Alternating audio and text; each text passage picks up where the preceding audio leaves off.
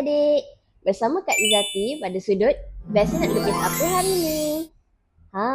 Hari ni akak nak ajar adik-adik cara untuk melukis udang. Akak akan menggunakan buku Melukis Hidupan Laut. Kalau adik-adik dah ready untuk lukis sama-sama dengan akak perlukan adik-adik untuk sediakan kertas, pensel dan juga pemadam. Dah ready? Jom kita lukis sama-sama.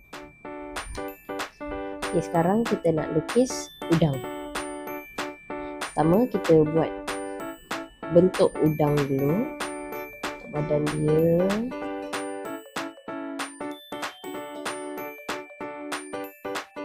Yeah. Alright. Sekarang kita tambahkan dia punya mata.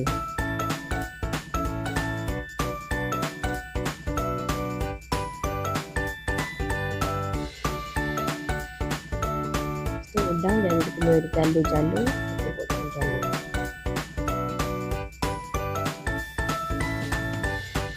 Sekarang kita boleh tambah desain.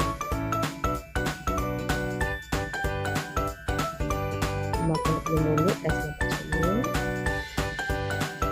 Kaki dia.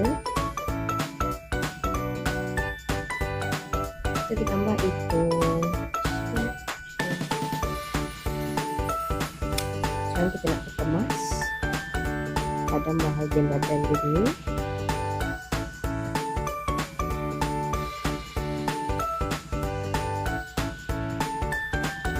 Sekarang akak nak outline kita punya udang.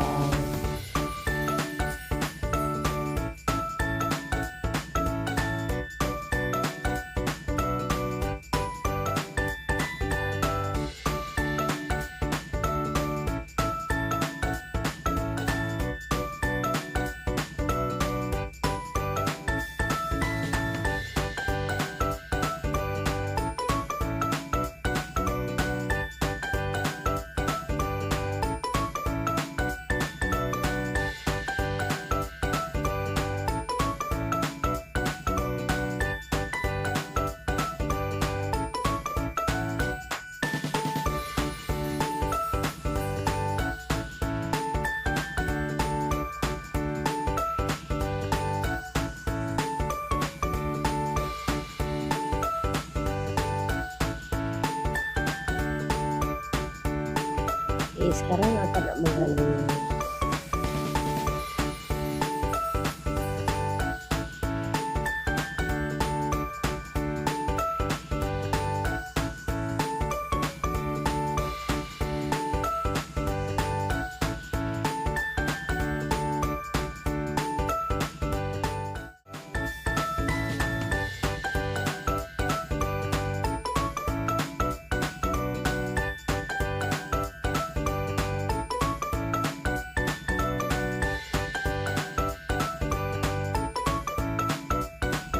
Okey, dah siap dah udang kita.